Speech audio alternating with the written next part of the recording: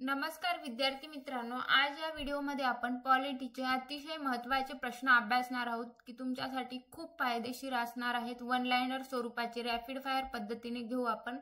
बघा, हा व्हिडिओ शेवटपर्यंत नक्की बघा, तुमचा फायदा होईल। पहिला प्रश्न काय आहे? महाराष्ट्र राज्य विधिमंडळाचे वरिष्ठ सभागृह कोणते? महाराष्ट्र राज्य विधिमंडळाचे वरिष्ठ सभागृह विधान परिषद आहे। राज्यसभेची सदस्य संख्या किती आहे? राज्यसभेची सदस्य संख्या 250 आहे। राज्यसभा हे कधीच बरखास्त होत नाही आणि राज्यसभा स्थायी सभागृह आहे। बघा, राज्यसभा हे कोणते सभागृह आहे? तर राज्यसभा स्थायी सभागृह आहे। राज्यसभेचे पदसिद्ध अध्यक्ष कोण असतात? तर उपराष्ट्रपती असतात। राज्यसभेचे पदसिद्ध अध्यक्ष उपराष्ट्रपती असतात आणि राज्यसभा हे भारतीय संसदेतील वरिष्ठ सभागृह आहे। पुढचा प्रश्न, राज्यसभेचे पदसिद्ध सभापती कोण असतात? तर उपराष्ट्रपती असतात। बघा, मी आत्ताच सांगितले तुम्हाला, राज्यसभेचे पदसिद्ध सभापती कोण असतात? तर उपराष्ट्रपती असतात। ग्रामपंचायतीचा सचिव म्हणून कोण कामकाज पाहतो? तर ग्रामसेवक हा ग्रामपंचायतीचा सचिव म्हणून कामकाज पाहतो। ग्रामपंचायतीचा मुख्य कार्यकारी अधिकारी म्हणून सुद्धा ग्रामसेवकाला म्हटलं जातं आणि ग्रामसेवक हा जिल्हा परिषदेचा कर्मचारी पण असतो। ग्रामपंचायतीचे प्रशासकीय कामकाज पाहतो व ते ग्रामपंचायतीच्या नोंदी ठेवतो। तर कोण ठेवतो? ग्रामसेवक हा ग्रामपंचायतीच्या नोंदी ते ठेवतो। पुढचा प्रश्न, प्रत्येक आर्थिक वर्षात ग्रामसभेची किती सभा भरविणे बंधनकारक आहे? प्रत्येक आर्थिक वर्षात ग्रामसभेच्या किती सभा भरवणे बंधनकारक आहे? तर 4 सभा भरणे बंधनकारक आहे।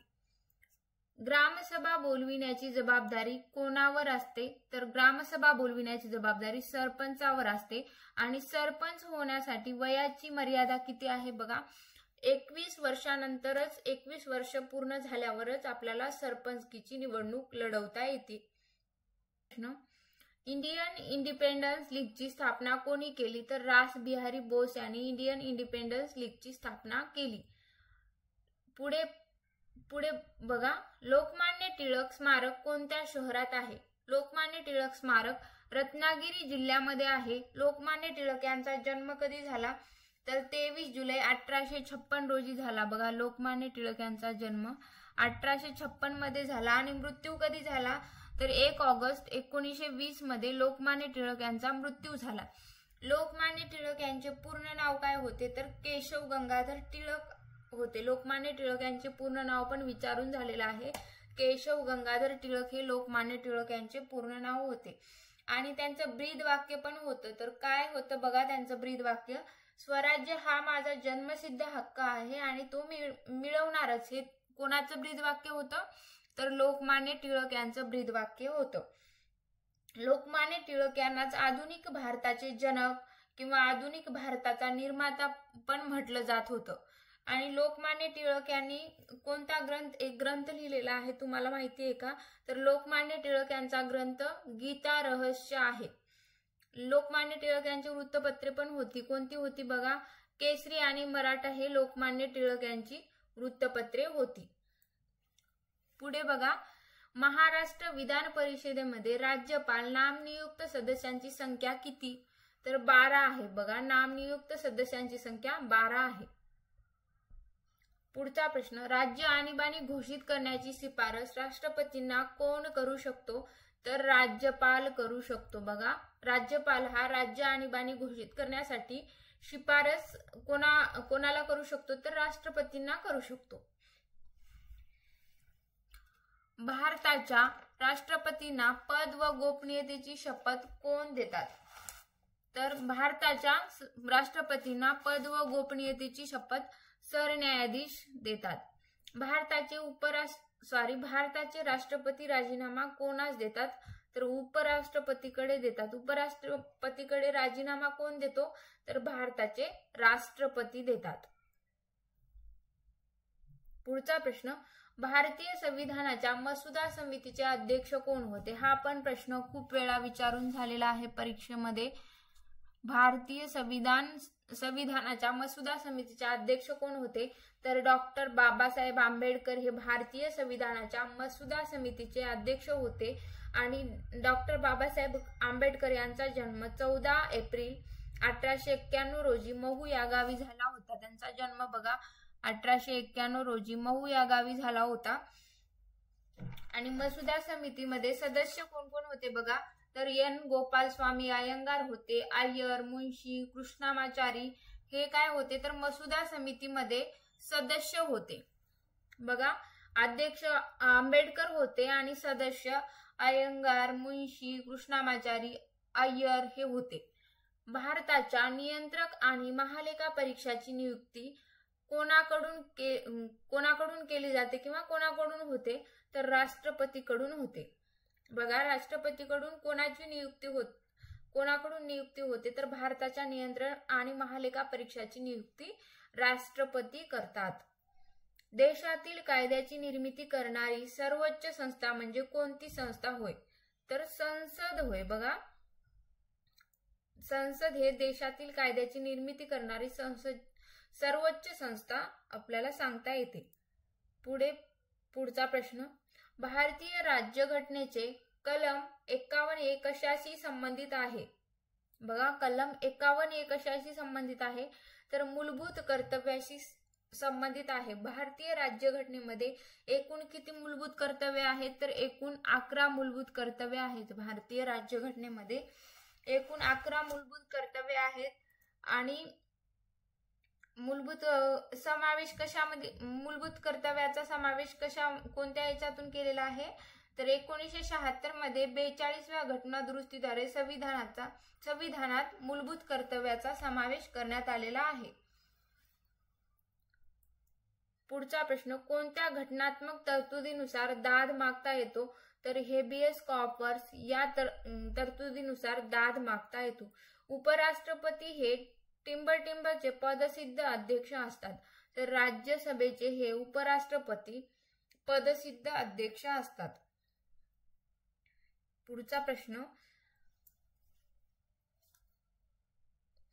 1956च्या भाषावार प्रांत पुनर्रचना कायद्यानुसार भारतात सर्वप्रथम अनुक्रमे किती भाषिक राज्य व केंद्रशासित प्रदेशाची निर्मिती करण्यात आली असं विचारलेलं आहे. 14 आणि 6 केंद्रशासित प्रदेशांची निर्मिती करण्यात आली आहे. राज्य व केंद्रशासित प्रदेशांची निर्मिती करण्यात आलेली आहे.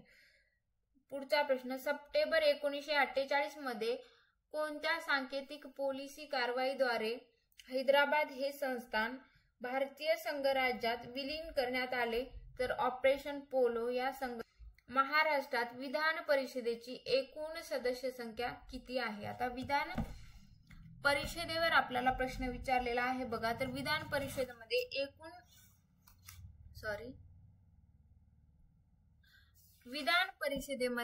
सदस्य संख्या किती आहे तर 78 इतकी सांगता येते. विधान परिषदेमध्ये सदस्य संख्या. विधान परिषदेचा सदस्यांचा कार्यकाळ किती असतो तर 6 वर्षाचा असतो. महानगरपालिका आयुक्तांना केव्हाही परत बोलवण्याचा अधिकार कोणाला असतो तर राज्य शासनाला. महानगरपालिका आयुक्तांना केव्हाही परत बोलवण्याचा अधिकार राज्य शासनाला असतो. केंद्रीय निवडणूक आयुक्ताची नियुक्ती करण्याचे अधिकार कोणास आहे तर राष्ट्रपती यांना आहे. भारताचे पहिले उपपंतप्रधान कोण होते? सरदार वल्लभभाई पटेल हे भारताचे पहिले उपपंतप्रधान होते. बघा आपल्याला पहिले उपपंतप्रधान विचारलेले आहे तर सरदार वल्लभभाई पटेल. प्रश्न असा पण येऊ शकतो की सरदार वल्लभभाई पटेल हे भारताचे कितवे किंवा कोण होते तर पहिले उपपंतप्रधान होते. पहिले होते आणि उपपंतप्रधान होते. पुढचा प्रश्न, राजर्षी शाहू महाराजांनी सत्तेचा वापर कशासाठी केला तर राजर्षी शाहू महाराजांनी सत्तेचा वापर लोक कल्याणासाठी केलेला सांगता येतो आपल्याला. राजर्षी शाहू महाराजांचा जन्म कधी झाला बघा, 26 जून 1874 मध्ये त्यांचा जन्म सांगता येतो आपल्याला आणि त्यांचा जन्म कोल्हापूर येथे झाला. त्यांचे पूर्ण नाव काय होते? यशवंतराव जयसिंगराव घाटगे हे राजर्षी शाहू महाराज यांचे पूर्ण नाव होते. त्यांनीच राजर्षी शाहू महाराज यांनीच अस्पृश्यता निवारण आणि जातीय भेदभावाला विरोध केलेला सांगता येतो आपल्याला राजर्षी शाहू महाराज यांनी. ग्रामपंचायत अंदाजपत्रकास कोण मान्यता देते? तर पंचायत समिती हे ग्रामपंचायत अंदाजपत्रकास मान्यता देते. भारतीय राज्यघटनेच्या कलमान्वये अस्पृश्यतेची प्रथा नष्ट करण्यात आली असून अस्पृश्यता पाळणे हा गुन्हा ठरविण्यात आला. तर कोणत्या कलमानुसार ठरवण्यात आलेला आहे? कलम 17 मध्ये ठरवण्यात आलेला आहे. चिंतामणी पार्श्वनाथ भगवान हे जैन तीर्थक्षेत्र कोठे आहे? तर कचनेर येथे आपल्याला चिंतामणी पार्श्वनाथ भगवान हे जैन तीर्थक्षेत्र पाहायला मिळतं. भारतीय संविधानाच्या कोणत्या अनुच्छेदानुसार मंत्री परिषद लोकसभेला उत्तरदायी असते? बघा, भारतीय संविधानाच्या कोणत्या अनुच्छेदानुसार मंत्री परिषद लोकसभेला उत्तरदायी असते? तर अनुच्छेद 75 मध्ये असते.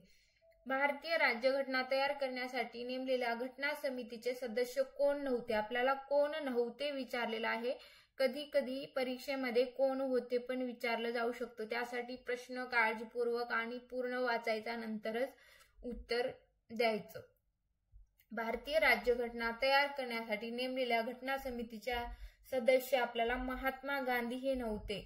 महात्मा गांधी भारतीय राज्यघटना तयार करण्यासाठी नेमलेल्या घटना समितीचे सदस्य नव्हते. ग्रामसभांना मान्यता कोणत्या कायद्यानुसार देण्यात आली? बघा, तर 1958चा ग्रामपंचायत कायदा. महाराष्ट्र विधान परिषद सदस्य कालावधी किती असतो? तर 6 वर्ष असतो. बघा, विधान परिषदेचा सदस्य कालावधी 6 वर्षाचा असतो. पंचायती राज प्रणाली कोणत्या तत्वावर आधारित आहे? तर विकेंद्रीकरण या तत्वावर पंचायत राज प्रणाली आधारित आहे. पुढचा प्रश्न, भारताचे संविधानाची अनुच्छेद 370 कोणत्या राज्याशी संबंधित आहे? तर जम्मू काश्मीर या राज्याशी संबंधित आहे. महाराष्ट्र राज्य विधिमंडळाचे वरिष्ठ सभागृह कोणते? तर विधान परिषद हे काय आहे? महाराष्ट्र राज्य विधिमंडळाचे वरिष्ठ सभागृह आहे. आणि विधानसभा हे कनिष्ठ सभागृह आहे. बघा, विधानसभा हे कनिष्ठ सभागृह आहे.